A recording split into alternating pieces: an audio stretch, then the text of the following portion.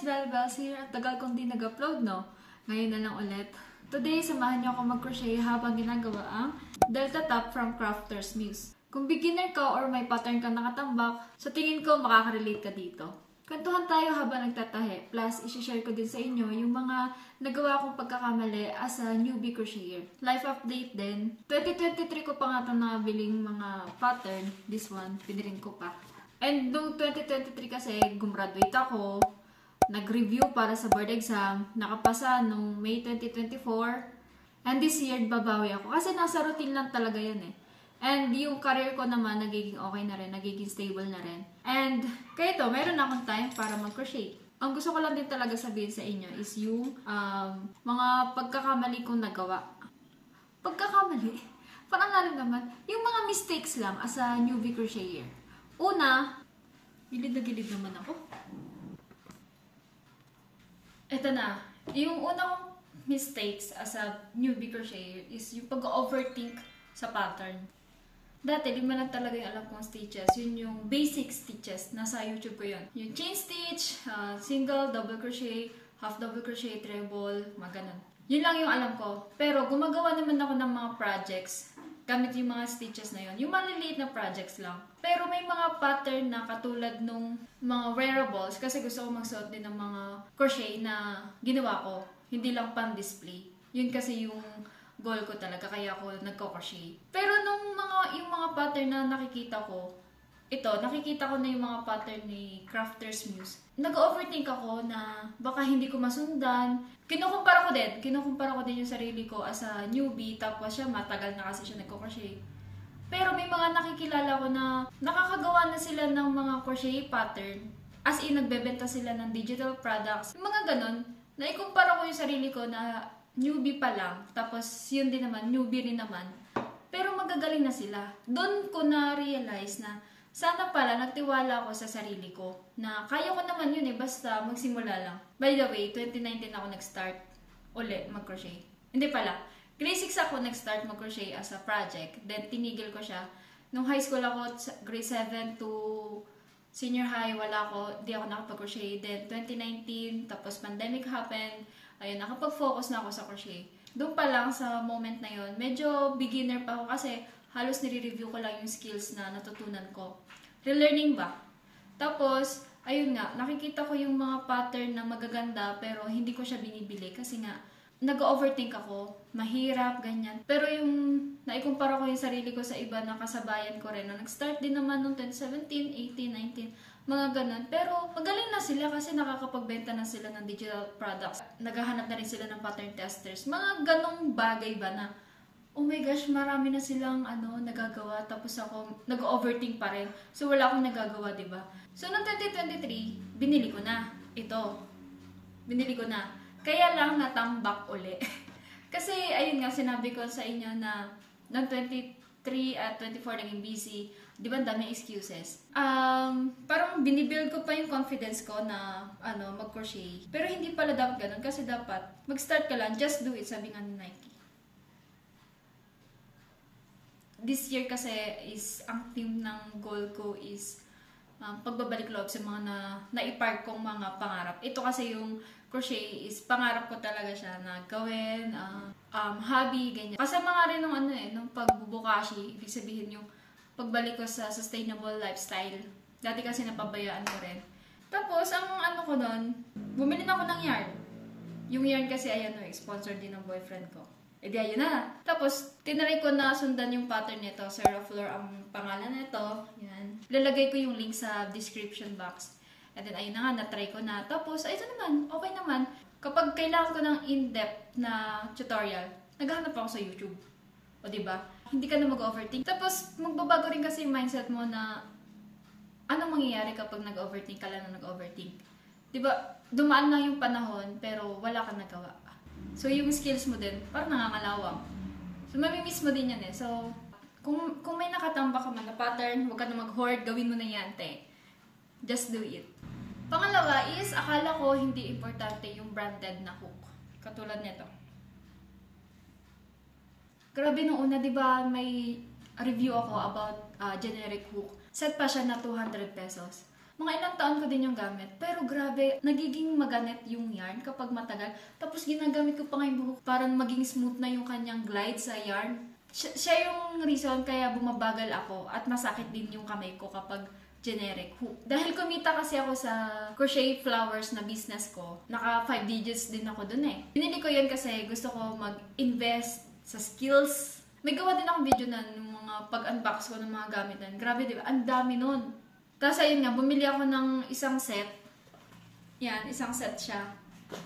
I'm telling you, worth it talaga to. Pero, pupunta tayo sa another 3 mistake is yung bumili ako ng isang set na ang nagagamit ko lang naman madalas ay isa.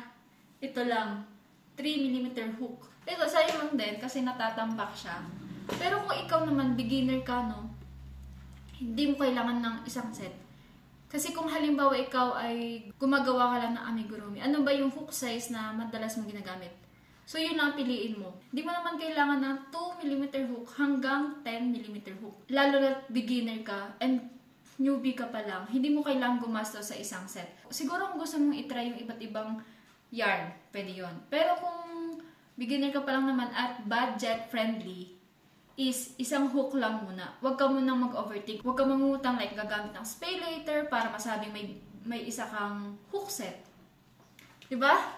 Huwag na tayo mag-utang-utang. 2025 na, huwag na tayo mag-utang-utang. And I recommend na gray hook itong kulay na to. Hindi red or hindi pink. Kasi, diba syempre mahal to eh. So dapat magre-research ka kung ano yung better. So, yung pink and red, meron akong research doon na, dito rin sa YouTube, nilagay ko din yung video nun, na mas better daw ito. And, ayun nga, matagal ko na rin itong ginagamit, na 3mm hook, pero hindi ko pa ginagamit ang buhok ko para maging smooth.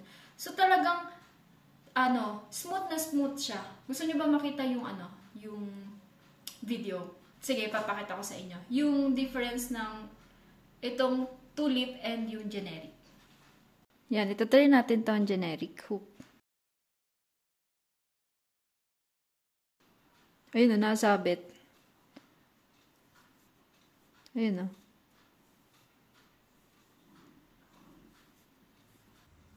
Feeling ko gets nyo na ako kasi minsan na-try natin na gumamit ng generic kasi nga newbie pa lang, try ng mga hook and yarn. Pero dito kapag ginamit nyo na to, hindi ka nababalik sa mga generic hook. See? Smooth.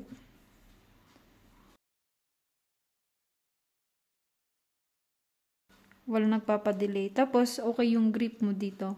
Dati, grabe yung tension. Minsan maluwag, minsan sobrang higpit. Pero dahil pala din yun nga sa hook. Pero dito, nakokontrol ko siya na maayos. See the difference? Ganon. Oh, nandiyan pa pala kayo.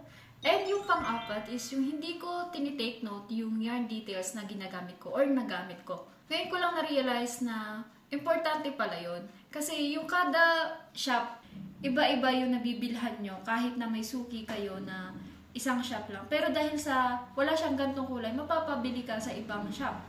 Dati, hindi ko tinitake note yung kulay or yung number. Pero, dapat pala i-take note. And then yung pang-5, nagmamadala ako gumawa ng mga malalaking projects. Na wala pa naman akong experience na gumawa ng mga maliliit na projects. Kasi dati na-experience ko gumawa ng kumot. Kasi diba, syempre, gusto mong ibigay as a gift. Grabe! Nawalan ako ng gana lalo. Kaya doon siguro din na-feel ko na nag-overthink ako sa ganitong pattern, ganyan. Doon nag-start. Pero dapat pala, magsimula ka munang gumawa ng mga maliliit na projects like coasters, katulad nito. Kasi kapag nagkamali ka, madali na lang ulitin. Or makikita mo agad yung mali. And yung sa pagmalaki kasi yung yung ifa-frog, naku, baka hindi mo na yung matapos talaga. So, din yan patibayan ng mental capacity kung kaya mo mag-frog or mag-ulit ng malaking part ng ginagawa mo. So, mas okay ka na muna mentally. Ganon. Parang practice din kasi. So, dapat magpa-practice ka lang So yan, kapag naging okay ka naman na, sanay ka na sa malalaki, yan, parang parang palaki na yung gusto mong gawin. Pag malaki ka din agad, mabilis mangalay or hindi pa masasanay yung kamay mo. Syempre, sanayin lang din yan ng kamay. So yun nga, dapat mag-try ka muna ng mga maliliit. Diyan pa kayo? Sige na, tapusin ko na. Ayun lang, slowly but surely, start lang sa maliliit hanggang sa paunti-unti, lumalaki na. Tapos, try nyo rin mag-apply as pattern tester. Mag-try din kayo ng mga paid patterns, support local. Ayun lang. And sana may natutunan ka and ma-motivate ka ulit na mag-try ulit mag-crochet. Nakakapagod and syempre time-consuming din. Pero bigyan mo lang yung sarili mo din na magpahinga. Halimbawa, yung katulad ng ginawa ko, 2 years akong hindi nakapag-crochet halos. Minsan, dati kasi nag-crochet pala ako. Ito pala ha. Bonus. Nag-crochet ako for business. Ayun nga, nag-crochet flower ako. And syempre, napagod ako. And na-injured din to kami ko, yung carpal tunnel syndrome. Like, pinipilit ko na lang yung sarili ko na gawin yung orders. Pero grabe, ayaw ko na.